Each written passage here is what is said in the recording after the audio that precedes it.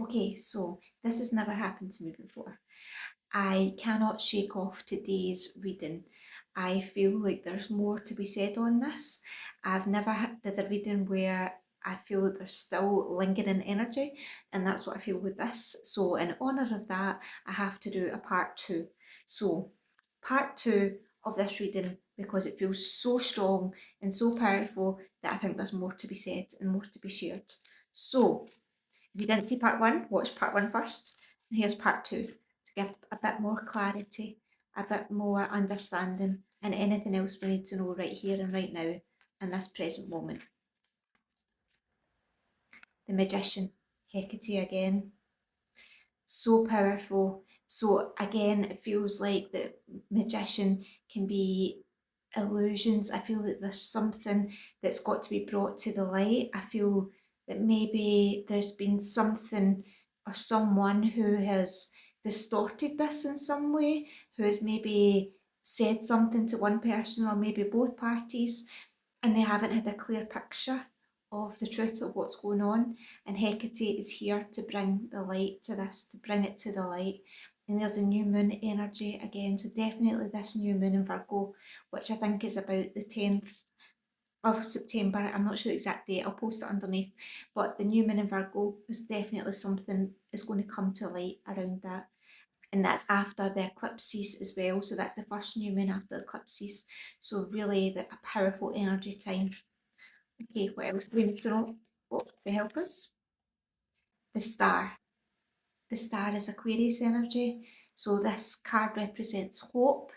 This represents following the North Star, trusting in the guiding light, trusting that the answers will come to the light, trusting that stars are always in alignment and this relationship is in alignment. Maybe it's been misaligned, maybe for other outside influences. And I feel like the word interference, I feel like there's been outside interference in some way, but these North Node point stars were always in place and were always destined to be together.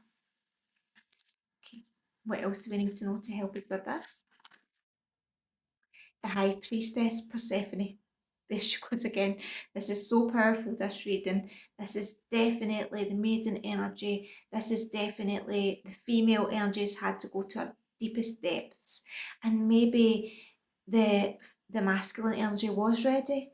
Maybe they were ready and maybe they couldn't see how much of the depths the feminine was in. Maybe they couldn't understand that. Maybe they felt rejected by that in some way, but actually it was because she had so much. Look at the crown of the the black roses around her mind. There's just so much going on in her mind that she couldn't probably even see him, properly see him, and maybe he just couldn't understand that, and maybe she couldn't express that because like Persephone's just whisked away into the underworld, and maybe she was whisked away and there wasn't closure, there wasn't conversation about it, there wasn't truth, there wasn't an explanation.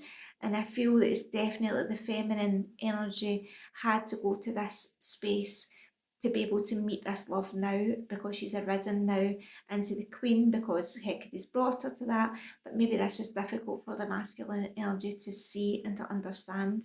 And when we had the masculine card earlier, it was the Emperor and it was Aries, and his crown was golden and it was dripping down his eyes.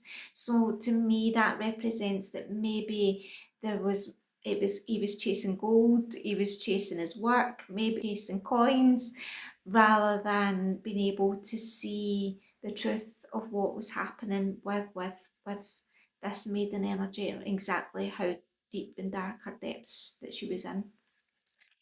Okay, what else do we need to know to help us with this? Oh, there's two. Death and the star again. We know death is Scorpio, which the season that comes up after Virgo. This is the transformation, this is the rebirth, this is the going to the deepest depths to be able to rise like the phoenix from the ashes. And there's that star card again, which is so prevalent. So Aquarius energy might be really strong here. Um, January time might be important, January, February, because that's Aquarius time.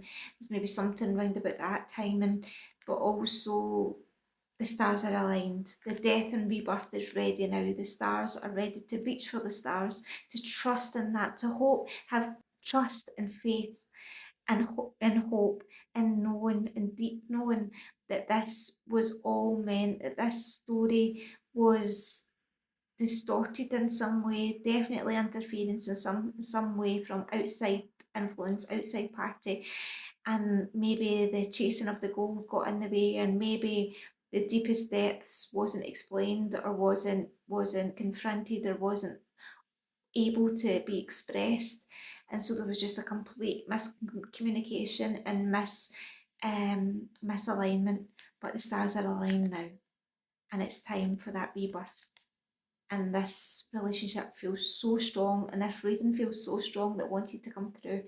And I really hope that it resonates, and please share with me if it does.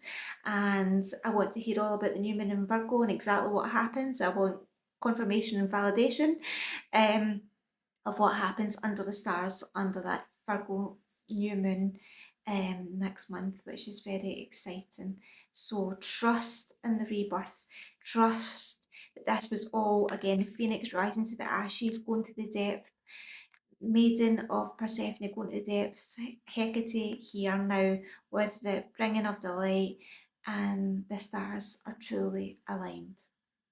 A beautiful reading, a powerful reading, and I would love to hear what it means and looks like and feels like to you and for you.